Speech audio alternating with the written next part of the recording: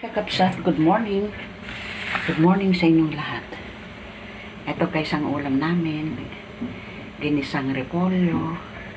Para rin siyang chapsoy pero hindi naman kumpleto. Ang gulay, carrots, saka repolyo lang. Lagyan ko ng toge. At ito ang isasahog ko guys, kakapsat. Ayan. May squid ball, kikiam, tokwa, at ito no sponsor yan guys ha.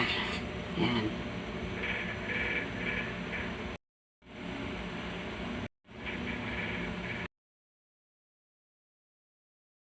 guys, kakabsat, yan na yung kikiam.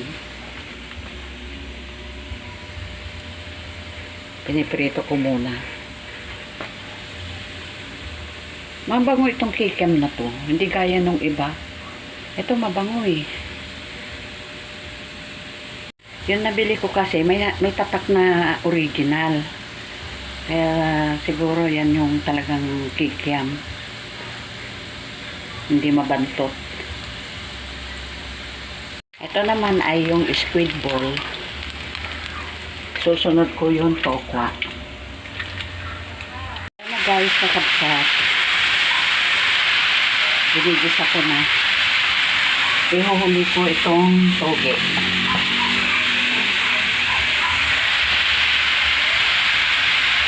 Ay kakapsat, good morning. Good morning sa inyong lahat.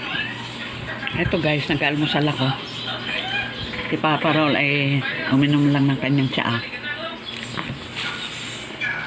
Yan. Bumuli kahapon si Papa Roll ng peanut butter. 95 itong ganito ka laki. Pagkatapos kong kumain, maliligo muna ako bago ako maglaba. Kasi napapansin ko guys, kakabsat, pag naglaba ako, pagkatapos kong maglaba, saka ako maliligo, sasakit ang katawan ko. Kaya maglaba muna ako. Ay kaya maligo muna pala ako. Ayan.